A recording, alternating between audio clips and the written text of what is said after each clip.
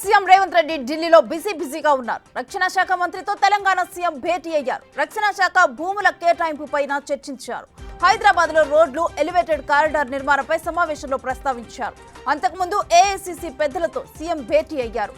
రేపు ఎంపీల బాధ్యతల స్వీకరణలో పాల్గొంటారు.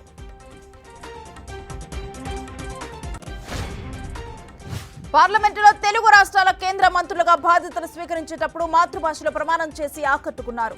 మంత్రి కిషన్ రెడ్డి పంచకట్టులో సభలోకి ప్రవేశించారు. హిందీ, ఇంగ్లీష్లో అనర్గళంగా మాట్లాడగలిగే రామ్మోహన్ నాయుడు కూడా తెలుగులో మాట్లాడారు. సహాయ మంత్రులు పెమ్మసాని, బండి సంజయ్, శ్రీనివాస్ వర్మ తెలుగులోనే ప్రమాణం చేశారు. సీఎం చంద్రబాబు అధ్యక్షతన ఏపీ కేబినెట్ భేటీ జరిగింది. ఈ భేటీలో 5 సంక్షేమ పథకాలకు ఆమోద ముద్ర వేశారు. శ్వేతపత్రాల విడుదల, డ్రగ్స్ నిర్మూలనకు సబ్ కమిటీలు ఏర్పాటు చేయాలని నిర్ణయించారు. మెగా డిఎస్సీ నిర్వహణకు ఆమోద ముద్ర వేశారు. అన్నా క్యాంటీన్లకు 100 రోజుల్లో తెరవాలని నిర్ణయించారు.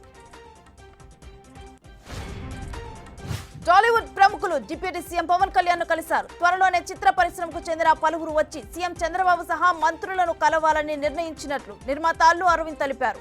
చిత్ర పరిశ్రమ సమస్యలు, రాష్ట్రంలో సినీ రంగం విస్తరణకు ఉన్న అవకాశాలపై ప్రభుత్వంతో చర్చిస్తామన్నారు.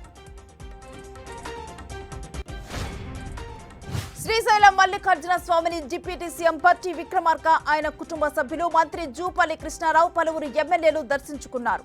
ఋతుపవనాలు రాకముందే శ్రీశైలం హైడ్రల్ ప్రాజెక్టును సమీక్షించి పెద్ద ఎత్తున విద్యుత్ ఉత్పత్తి చేపట్టడమే పర్యటన ఉద్దేశమని వెల్లడించారు. 2029-30 వరకు కావలసిన విద్యుత్ ఉందని స్పష్టం చేశారు.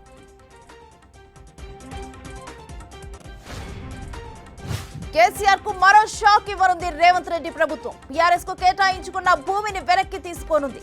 కోకాపేటలో 11 ఎకరాలను పార్టీ భవనానికి కేసీఆర్ కేటాయించుకున్నారు. కేవలం 38 కోట్లకే స్థలం కేటాయింపు జరిగింది.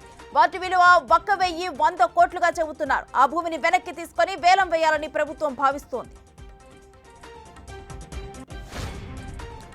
కుప్పంలో వైసీపీకి భారీ షాక్ తగలబోతోంది. ఎన్నికల్లో గెలిచిన తర్వాత తొలిసారి సీఎం చంద్రబాబు రేపు కుప్పం వెళ్లనున్నారు. టీడీపీలోకి వైసీపీ ముఖ్య నేతలు చేరనున్నట్లు సమాచారం. జెడ్పీటీసీలు, ఎంపీటీసీలు, కౌన్సిలర్లు టీడీపీలో చేరేందుకు సిద్ధమవుతున్నారు. కుప్పంలో టీడీపీని ఖాళీ చేస్తామని ఎమ్మెల్సీ భరత్ పెద్దిరెడ్డి పదే ప్రకటనలు చేశారు. తెలంగాణ బీజేపీలో కుమ్ములాటలు, పాత కొత్త నేతల మధ్య విభేదాలు బయటపడుతున్నాయి. పార్టీ రాష్ట్ర అధ్యక్ష పదవి చిచ్చు పెట్టింది. మల్కాజ్గిరి ఎంపీ ఈటల రాజేందర్ కు బీజేపీ అధ్యక్ష పదవి ఇస్తానంటూ జోరుగా ప్రచారం జరగడంతో పాత నేతలు స్వరం పెంచారు. ఎంపీ లక్ష్మణ్, ఎమ్మెల్యే రాజాసింగ్ పరోక్షంగా ఈటలకు అడ్డుపడుతున్నారు.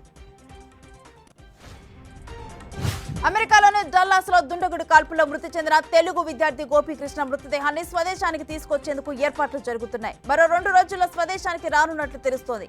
ఇప్పటికే డల్లాస్ లో పోస్ట్ మార్టం పూర్తి కాగా గోపి కుటుంబ సభ్యులను ఆదుకునేందుకు తెలుగు విద్యార్థులు తోడ్పాటును అందిస్తున్నారు.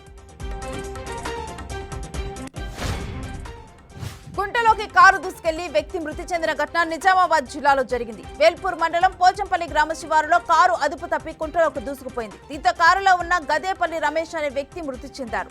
సమాచారం అందుకున్న వేల్పూర్ పోలీసులు రెస్క్యూ టీం ద్వారా కారుని, మృతదేహాన్ని వెలికి తీశారు.